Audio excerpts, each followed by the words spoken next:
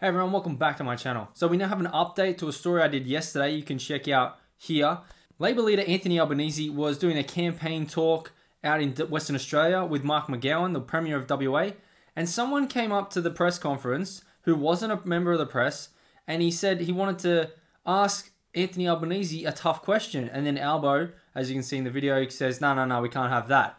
Well, it's now come out that apparently the man who was at the press conference that asked the question wasn't someone just passing by. And we're going to look at this article and have a look at what he actually had to do with why he was there. So on Sky News it says, Anthony Albanese says the man who interrupted his press conference with Mark McGowan wasn't someone just passing by. And as we saw yesterday, so this is the guy here from my video yesterday, and that's Anthony Albanese there. Could be the next Prime Minister of Australia, saying, no, don't ask me that question, even though I said I'm up for it. But let's continue. It says, opposition leader Anthony Albanese says the man who interrupted his press conference on Wednesday was not someone who was just passing by. Mr. Albanese addressed the media alongside WA Premier Mark McGowan in Perth when a man who said he was a local resident attempted to ask a tough question.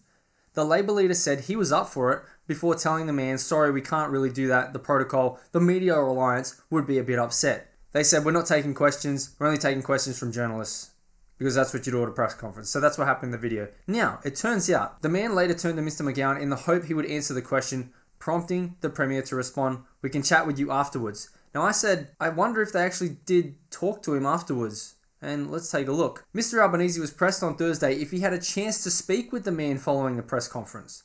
But he said the individual was associated with a truck that circled the media appearance featuring a billboard with the Chinese president Xi Jinping appearing to place a Labour vote with the words CCP says vote Labour. So it's a guy who's obviously anti-Labour because he thinks the Chinese influence on Labour is very strong and he's against that. And here's the quote Albanese said, look, the gentleman was associated with the truck that was there yesterday. This wasn't someone just passing by. Now, that doesn't excuse you from not answering a question from the member of the public, regardless of what his views were, against you or for you. That shouldn't come into play. If the dude wants to ask you a question, just answer the damn question.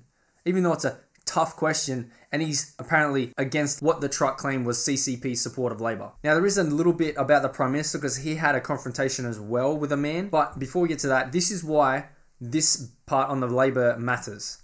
Because on the Sydney Morning Herald, and now this was from April 23 last year. Now what happened was the Victorian Premier DanielJames wanted to do an initiative, a Belt and Road initiative, and have a deal with China, but didn't tell the federal government. So let's take a look at this. The Victorian government signed a memorandum of understanding with the Chinese government on October 8, 2018, and a later framework agreement on the 23rd of October 2019.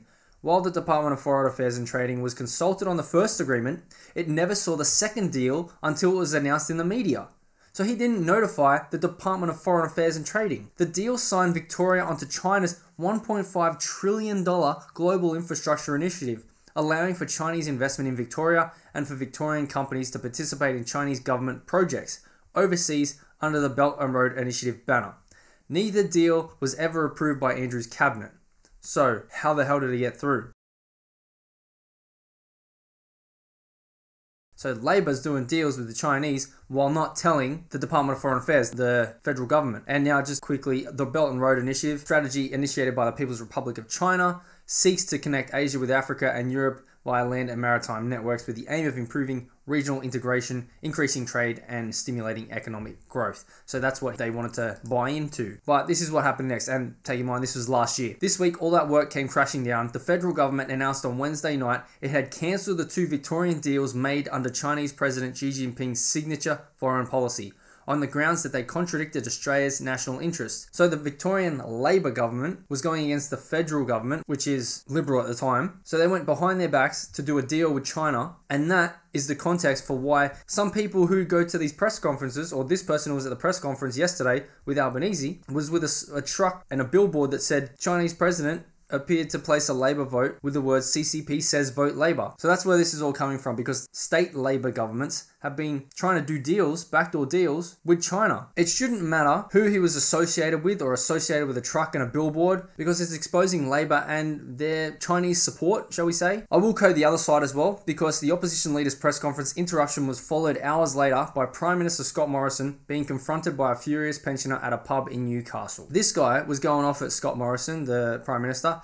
Now, this happened after Albanese, so I'm sure the Prime Minister saw Albanese's reaction and told the guy he's not going to talk to him. I'm pretty sure that's why Scott Morrison stood there and took it from this guy, because he didn't want to walk away or say, I'm not listening to you, because he would have looked exactly the same as Anthony Albanese. And then all over the news would have been comparing Scott Morrison and Albanese, saying, look, both of our leaders don't want to talk to the public. Why should we support either of them? There's reasons why we shouldn't support either of them that are running right now, but that's another video. So I think that he was trying to get points with this one, maybe political points with this one, by just standing there and copying it from this guy, whatever he was saying, because he wasn't going to run away from it like Anthony Albanese did. Mr. Albanese said he believed people should engage politely wherever possible, adding, it is important in this country that we're able to have civil discourse. Well, you wouldn't allow that civil discourse though, because you wouldn't answer the question that the guy was going to ask you, even though it was a tough question.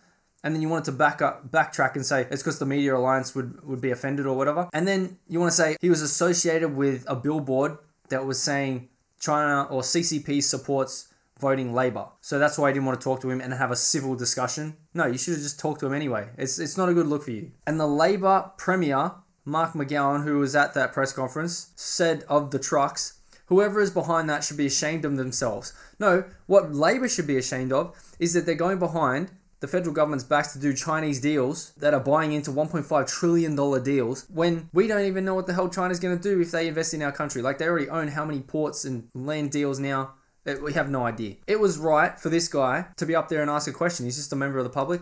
Should have been asking a question. And this has no reason for them to not talk to him. It's just because they're being exposed because they don't want to acknowledge to the fact that the CCP and Labour governments in this country want to do deals behind the government's back. So I don't think this will be enough of a hit for Albanese to go down in the polls.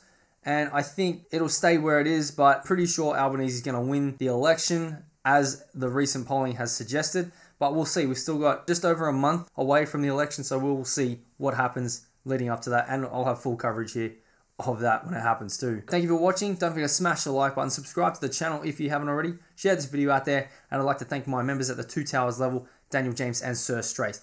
We'll see you in the next one.